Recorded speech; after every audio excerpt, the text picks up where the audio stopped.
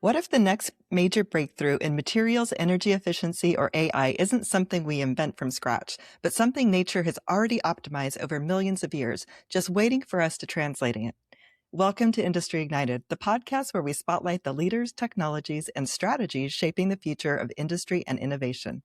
I'm your host, Dr. Leeanne Aguilar, and today I'm joined by Sidney Rostan, founder and CEO of Bioxegy, France's leading biomimicry R&D design office. Sidney, welcome to the show. Thanks. Hi. Thanks for having me, Leanne.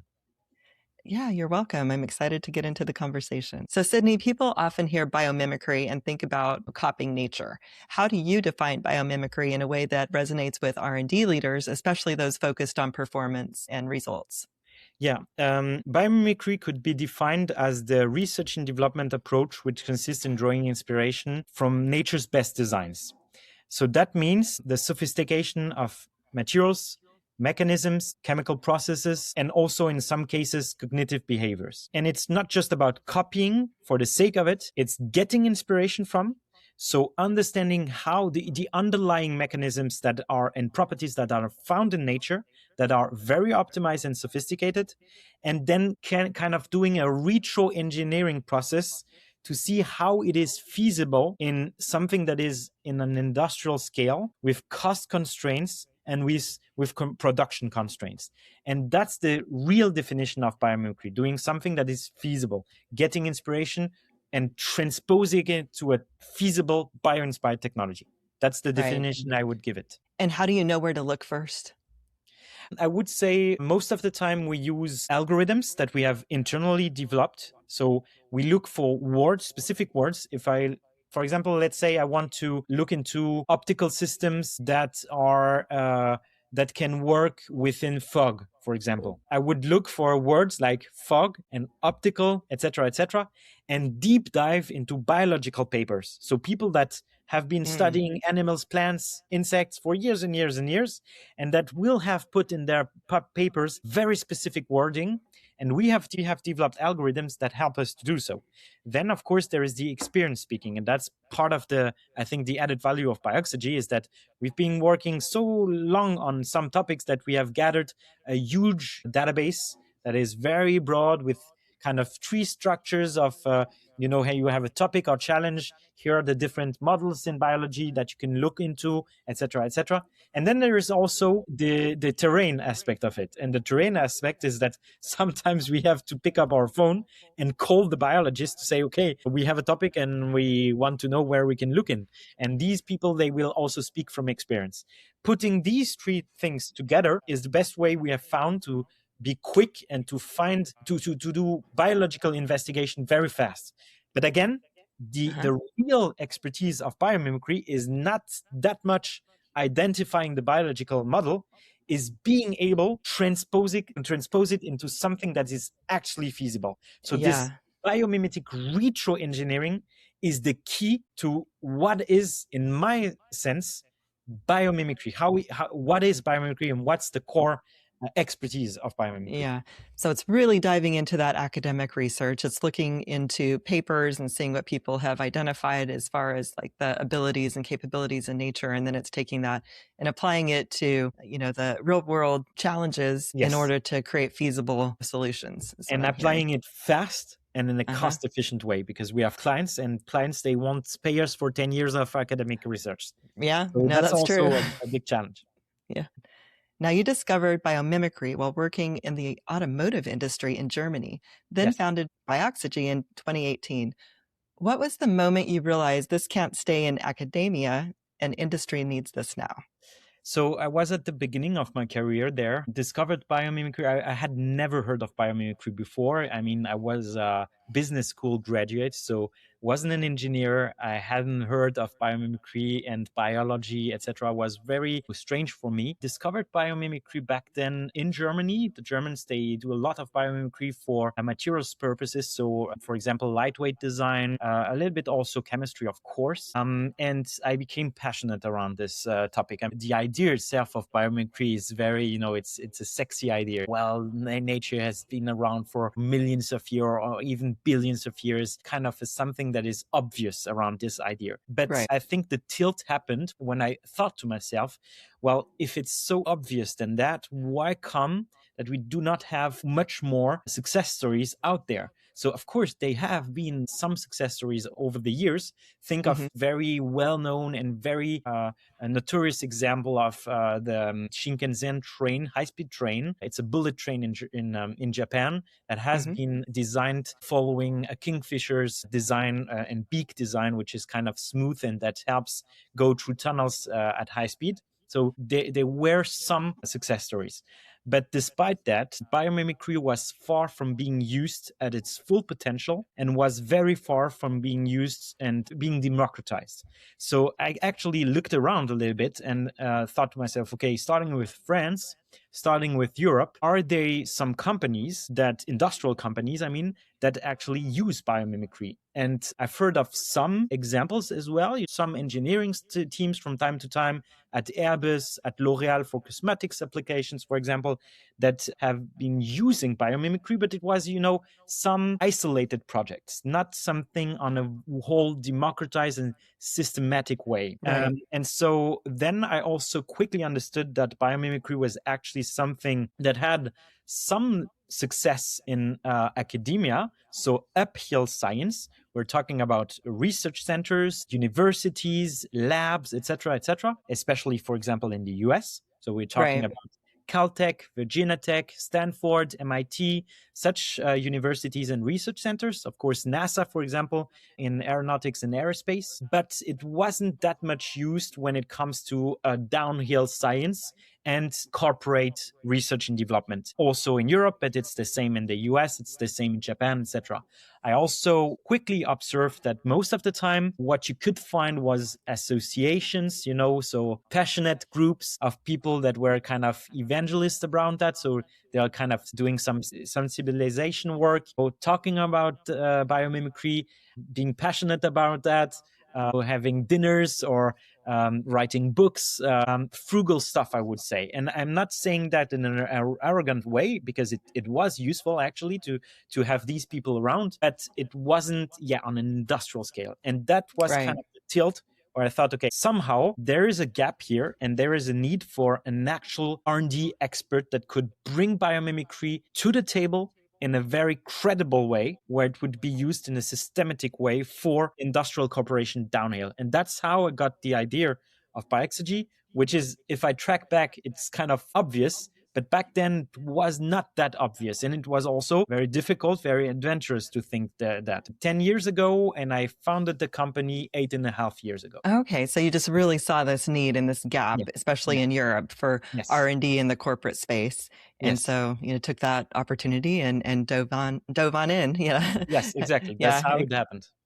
So in the early years, what was your biggest credibility hurdle with large industrial players, like getting them to take biomimicry seriously as an engineering discipline and not a nice idea? The first hurdle was myself. I mean, as I said, I'm not an engineer.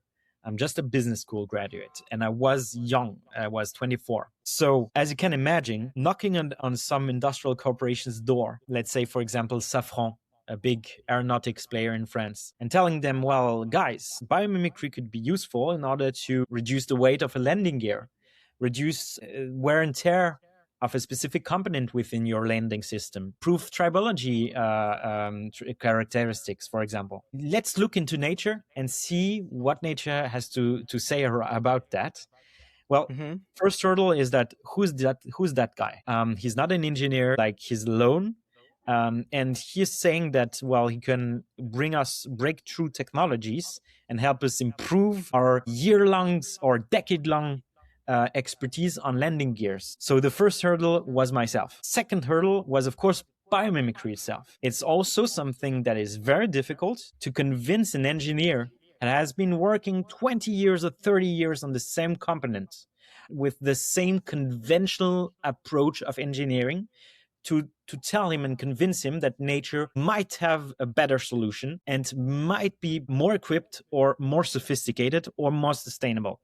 Mm-hmm. There is kind of a challenge for people to be aware enough and to be open-minded enough to understand that nature is not just a frugal domain. It's not, it's actually sophisticated. This comes because I think that over the years of industrial revolutions started 250 years ago, the human species, with the progressive industrial revolutions and progress, has conquered seas, has conquered territories, has conquered skies. And we have learned that we were very intelligent species and that we had lots of means to create great technologies and great industries. But this somehow created kind of a distance with reality and maybe a little bit arrogant approach, which is to say, we humans do everything better than nature itself. And Okay, right. as you can imagine, this is something, deconstructing this approach and bringing a little bit of humility around that was the second hurdle, which is biomimicry credible enough for me as an industrial corporation to actually bring me added value? So this was the second hurdle. And actually, this is a hurdle we face still today. So it's still ongoing for us. And we still need to find a means to convince. But now, over the time, we're better equipped to do so. For two reasons. First reason is, of course, we have experience. So let's say an industrial corporation comes to me and say, I want to reduce the sound and vibrations of my washing machine. Bioxegy has worked so much around vibration and reducing noise. So noise, vibration, harshness topics with biomimicry. So how does nature bring down vibration, bring down noise, and isolate from noise? We have been working on that in the train industry, in the airplane industry, in the car industry. It's way easier for us to convince and to have the right wording and right success stories, right example to convince new customer, even if it's not in the same use case in the same industry. So that's the first solution, I would say. The second one is, of course, we have a client portfolio. And if a company sees that we actually have been working for years now with a competitor or with a company name that is well known, they'll say, okay, well, maybe not only is Bioxegy credible as a company in terms of expertise, but second, well, biomimicry is relevant because let's say I'm Renault in the car industry and I see my direct competitor Stellantis working with Bioxegy. I'll just give the conclusion that, well, maybe it's worth it. So, over time it has become easier, but still we face a little bit of hurdle today. Yeah, no, I get that. So you mentioned first was the hurdle of your credibility because you had the business background and not necessarily the science background. And then it's the science itself, which is the biomimicry, just getting people to really look at that and take it seriously as a solution to, corporate and business needs and real world needs, not just, a conceptual thing or something that you find in nature. It makes sense. I mean, nature is highly specialized and technical. If you work with nature, if you work with science and physics and to discover the secrets and how things are done, I would think there are a lot of solutions in there. And, thinking of that, I think there is one more and one last big hurdle for us is the technologic readiness level, TRL. So the level of maturity in which a technology is actually placed within TRL 0, which is very, very low degree of maturity in research. So exploration level, and TRL 9, which is actually the product is on the market and is being produced. Most of the time, biomimicry is seen as something that is so much disruptive that it belongs to lower degrees of maturity and budgets, innovation budgets that are disruptive, that takes time, that are costly. Our job is also to prove and bring quick proof of concepts, so quick design and minimum viable concept and then proof of concept, so that we kind of bridge the gap of the different technological readiness level as fast as possible and with the best de-risking strategy. So part of our job is not just only our biomimicry expertise, it's also to reassure and to be able to identify the topics with our clients and also our prospects that are the most promising one, and that also convey the best success rates possible. So this is also something where our teams, and I put a lot of pressure as the CEO on that, our teams put kind of, I would say, we feel it to the heart. It's something that is very important for us, is that we spend time correctly selecting and positioning ourselves with the clients that we select. What I mean by that is that, let's say that we work with a company that is building computers. Such a company has hundreds of topics of challenges. Maybe they want to reduce the reflection on their screens. Maybe they want to reduce fingerprints and dirt on the screens and on the keyboard. Maybe they want to improve the way the battery and the whole processor dissipate heat in order not to overheat. Maybe they want to have something that is better equipped to isolate from humidity, for example, to make it waterproof. So they'll have hundreds of different topics. Right. And biomimicry, we see biomimicry as something that is, of course, very relevant and promising, and that brings solutions to the table that are not accessible through conventional engineering. But this does not mean that biomimicry is a magic stick for the projects we have. We cannot have a success rate of 100% for every topic that we address. The solution is making sure that we correctly selected the topics with our partners before even getting into the research and development projects, so that we have the best possible success rate possible. And so after that, you increase your credibility, you increase client intimacy, and we renew the relationship with our partners on new topics, framework agreements, etc., etc. So there is a business side of things, a thing that makes the difference into how we actually operate biomimicry. And this is a huge win for us. It's in our mindset to do something else that has been done for years with the academia that is not that much into, well, can we make something that is feasible, credible, value-oriented for the clients here? And that's how we made biomimicry work and successful. And that's also how we created a successful business for ourselves. Yeah. And I'm hearing really the big part of the process is vetting the opportunities at the beginning, just to make sure it's really a right fit too. Validate, vetting. Yes, exactly. Yeah. So now 8 years in, Bioxegy is now scaling with a strong record across sectors. What has surprised you most about how executives and innovation leaders respond once they see biomimicry produce tangible results? I mean, it's something that is very touching. There is kind of something that is noble and fulfilling to see people kind of link back with their childhood memories. When we are childs, our parents, they buy us books about nature, about living organisms, etc., etc. So there is kind of this magical thing around nature.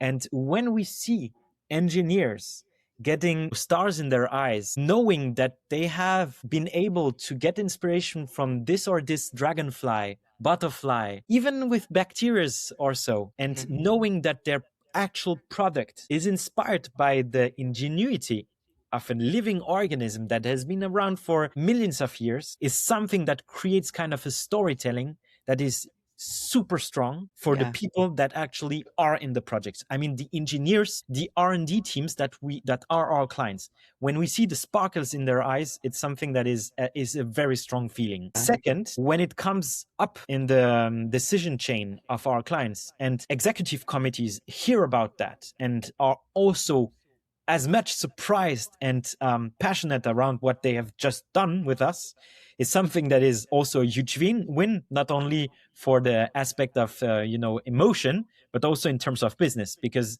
when you reach that point where people say we have actually reached something and we have a storytelling, etc., then that's the best way Bioxegy again renews the relationship and deepens the relationship with its partners, because they're like, okay, next time we have a challenging topic around, our reflex will be to look into nature and will be to submit the topic to Bioxegy. So it's a win-win situation.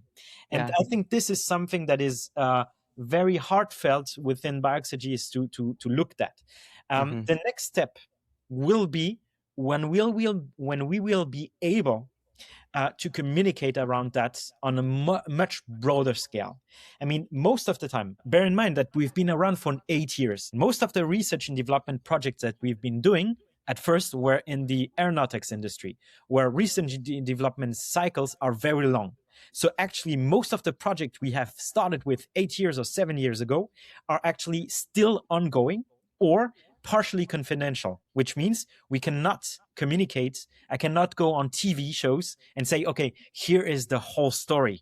Here is the animal, the plant that we've been looking into, and here's the great technology we've been doing with such and such an improvement. Yeah.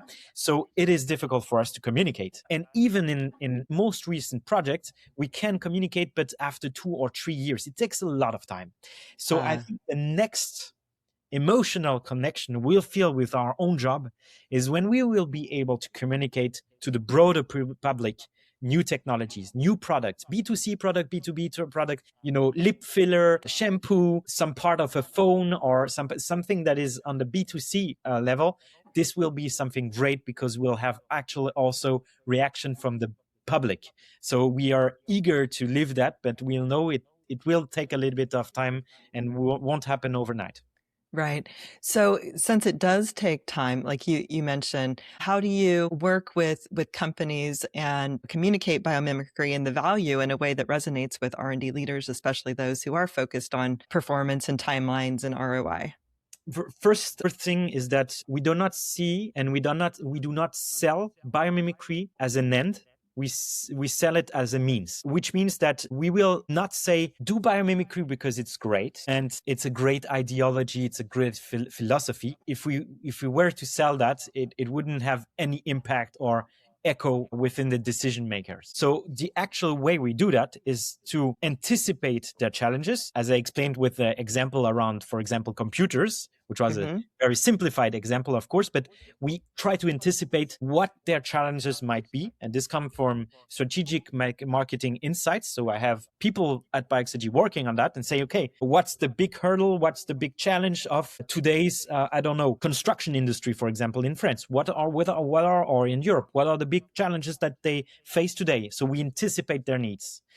Once we anticipate their needs, it's easy for us to make the connection with biomimicry because, again, we have databases, experience, etc., etc. If I try to generalize it, most of the time, biomimicry is relevant because of three types of topics that we have. First topic is improving a technology. So having a more competitive technology. Improving a technology means incremental innovation. So reducing weight is one. Better dissipation of heat is another one. Better isolation from cold, better insulation from sound, etc., etc. So incremental improvement is the first type of topic that we have where we actually reinforce or create competitive edge for clients because they have a better technology that is better than their competitors' one. So improvement is something where we actually intervene with biomimicry.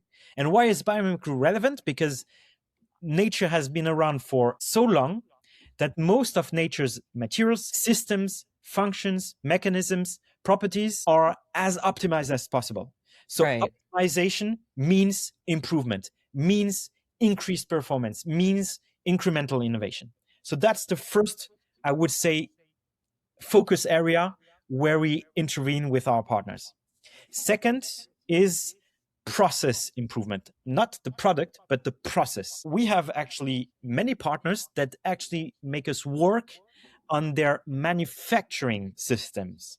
So how do we reduce energy consumption? For example, for a fluid mixing tank for the cosmetic industry, where actually you need to heat up the mixing tank, and then you have to cool it down. So how do we improve, for example, heat exchanges so that we do not have so much energy consumption? 2 or 3 weeks ago, we were delivering a project for a yogurt manufacturing company here in France. We improved on thermoregulation topics with them on their mixing tanks, actually. And that's why I took this example. The objective was to reduce the energy invoice they get each month, because they have so much quantity of energy amount of energy that they're consuming. As you can imagine, the invoice at the end for the energy that is consumed is high.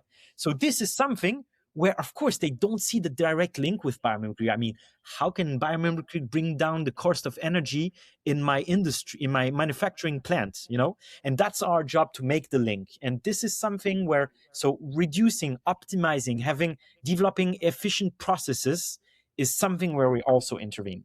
So bringing down the cost, bringing down the energy consumption, water consumption, material consumption, etc., etc. In this aspect, I will also bring, for example, securing critical materials. In many industries now, manufacturers rely on a very thin scope of critical materials, not only critical materials in terms of rare earth, for example, but also other materials, copper, some metals, etc., etc. And the costs are also very, varying because of geopolitical tensions, for example. So this is also something where biomimicry is useful. Why? Because nature actually sometimes uses other materials than very critical, very complex or critical materials. So finding the alternatives in nature, how can we, for example, create electric conductivity that uses other types of materials?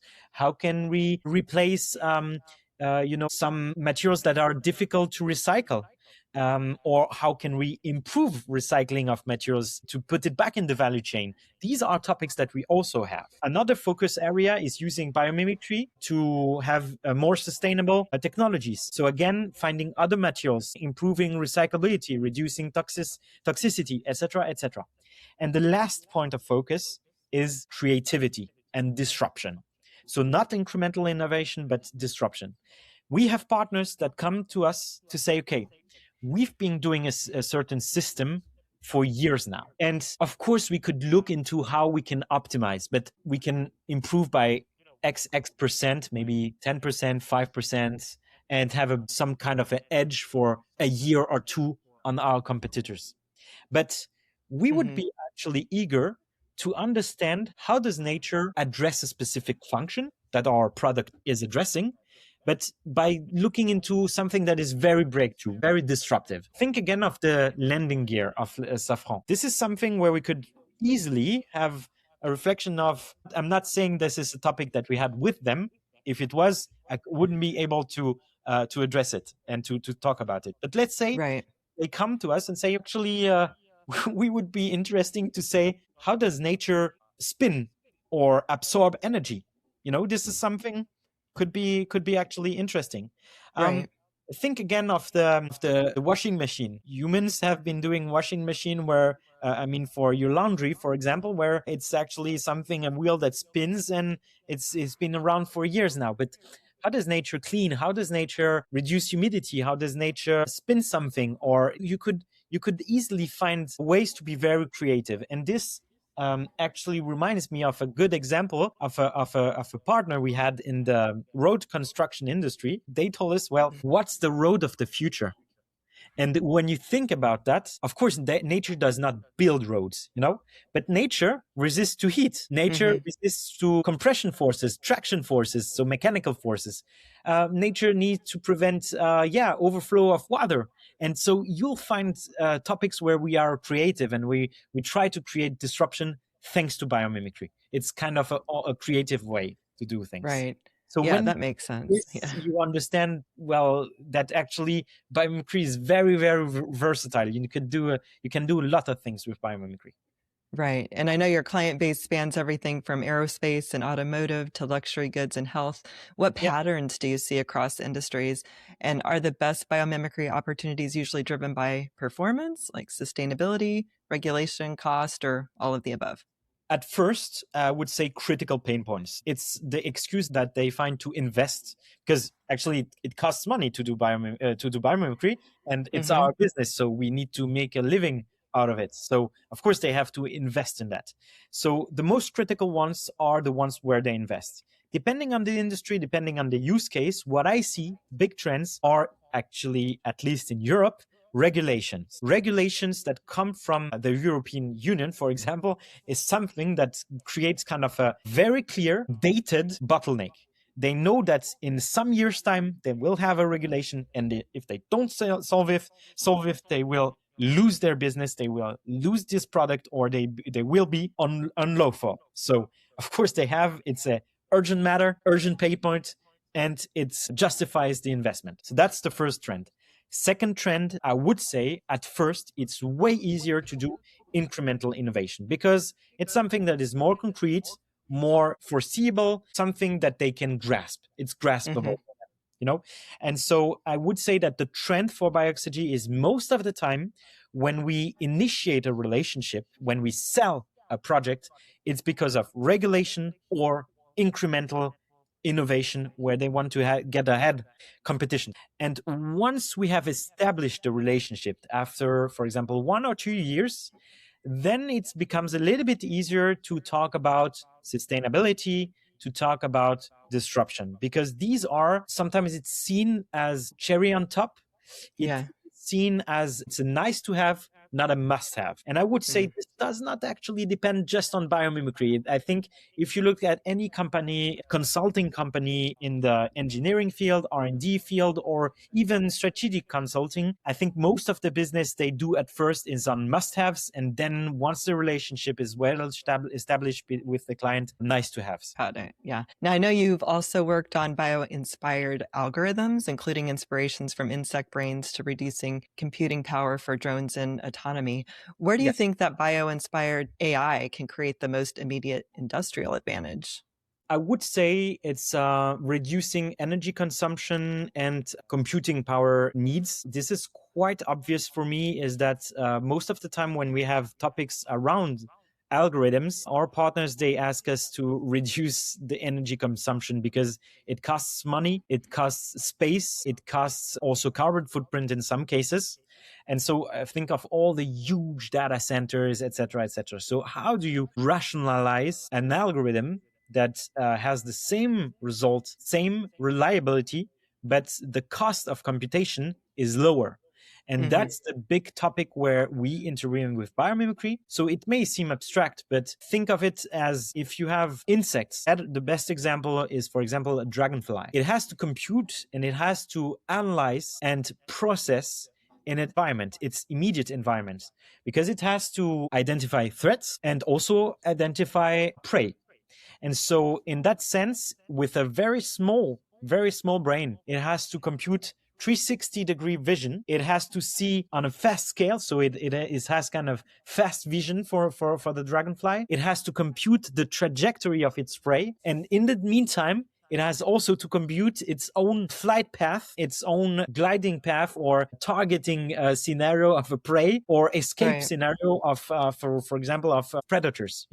So it does that with very simple, very low energy consuming brains. And this example could be taken also for humans. We are not sophisticated, not as sophisticated as the dragonfly to catch prey, to catch a mosquito or so, but we are sophisticated when it comes to complex computation. I mean, I'm thinking of many things to say, structuring my English, which is not my French, and this takes a lot of computing power. But despite all of that, I mean, I can function for a whole day on 1 or 2 meals perfectly fine, and I'm not Mm-hmm. using a lot of energy.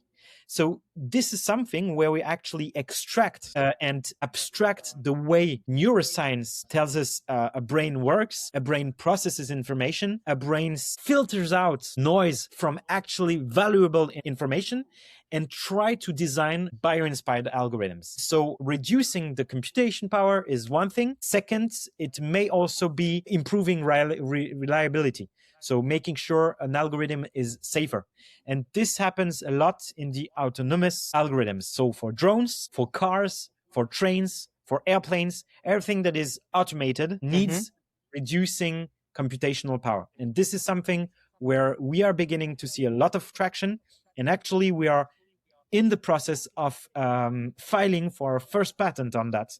First success story with a car industry, with a car manufacturer here in France. Yeah, it Wow. works fine. Yeah, very exciting. And Bioxegy has grown through organic growth rather than heavy fundraising. And you're Yes. aiming for continued expansion in Europe and internationally.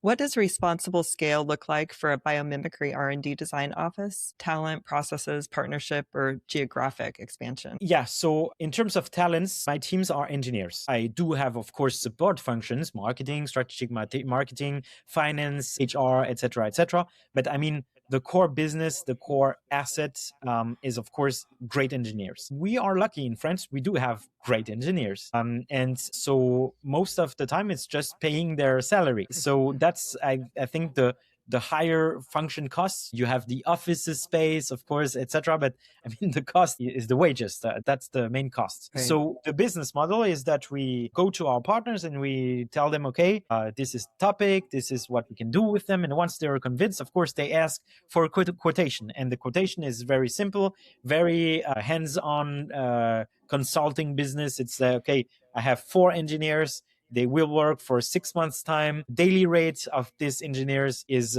he's an expert one, he's a more junior one. Here's the complete budget. It's kind of a plan where it's fixed budget, and they see our clients. They see, okay, this is 50 kilo euro project. This is 100 kilo euro project. It's clear for them. But we do also need partners, and these partners, they come up when we need, for example, to prototype a technology. Prototyping a technology does not come free. At Bioxegy, we don't have the means to prototype and to test all of the technologies that we develop. It's way too complicated. We cover way too much different use cases in different industries. This means that we have to surround ourselves by laboratories, experts, university that actually have the means and the equipment, the right equipment to test the technology that we invent. And for this, of course, we put that in the invoice a little bit later. We anticipate that with our clients, but to say, okay, testing this or this sample of a product, of a coating, of a material or so will cost 5 kilo euro, 10 kilo euro or so. So we expand after that by putting additional options, by, of course, testing the technology, which is perfectly understandable and well accepted by our partners. We actually do not make a lot of margin on that.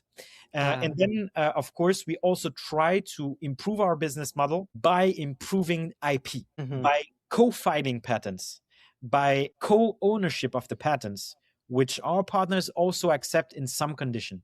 We create a business model where we can also scale. That is interesting. We scale with patents, we scale with technology. If we develop, for example, tribology system that reduces friction within a gear of a watch with Swiss watch manufacturer, we will file the patent with him to create a bio-inspired technology that reduces friction on the gears.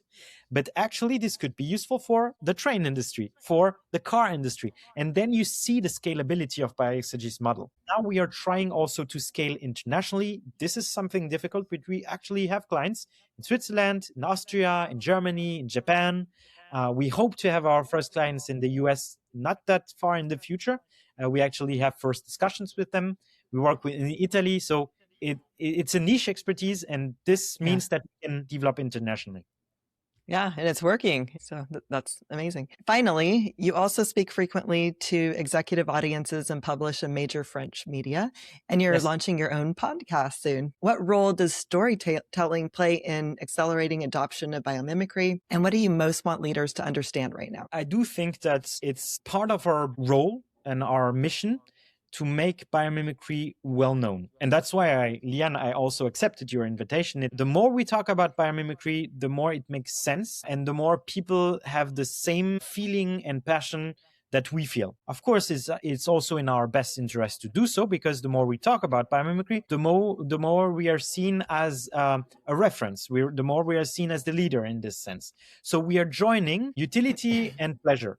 And I think that what I'm trying to do by accepting podcast interviews, and also I'm a lot on LinkedIn, is making sure that people understand the whole added value of biomimicry, why it is sophisticated, and what types of results it can bring to the table. And it works because nowadays I have like 45,000 people following me on LinkedIn in France.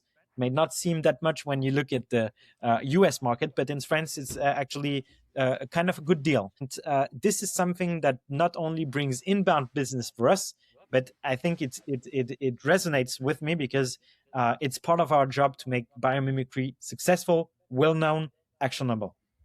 Yeah, that makes sense. Just spread the news and create that educate your audience, and also provide evidence through your successes. Well, Sidney, thank you so much for joining me. I definitely hear the passion in your voice, and it's really exciting what you're up to as far as producing solutions for biomimicry. Yeah, you're welcome. Well, Sidney, thank you for joining me. I love how you frame biomimicry as both wonder and discipline, not just philosophy, but a rigorous R&D approach that can deliver real competitive advantages. For our listeners, how can they learn more about Bioxegy and biomimicry, and how can they reach out? They can reach on LinkedIn by just my name, Sidney Rostan, or of course, my company's name, Bioxegy. And we are very active on LinkedIn, very reactive also on LinkedIn. So please feel free to reach on that. Otherwise, of course, biomimicry.com, which is our website. All right. Well, thank you, Sidney. And for our listeners, if you enjoyed today's episode, subscribe to Industry Ignited and share it with a colleague who cares about innovation and sustainability. Until next time, stay bold, stay curious, and keep igniting industry.